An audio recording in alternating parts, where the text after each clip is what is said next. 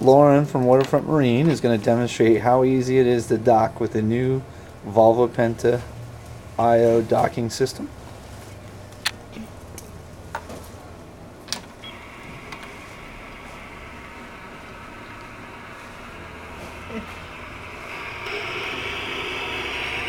By use of a joystick, we eliminate having to use dual controls to get your boat docked.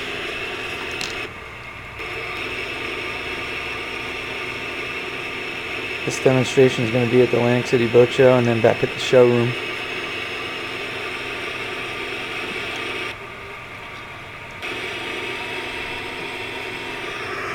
This shows what the outdrives are actually doing while she's docking, showing the forces it drives on the water. She's able to put it into a very tight spot without bumping any other boats.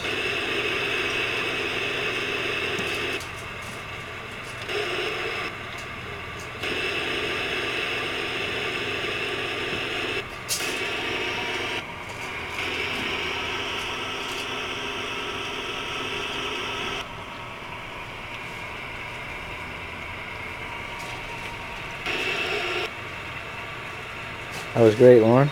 What do you think? Very easy. Very easy. And now this control would be right at the helm of the boat.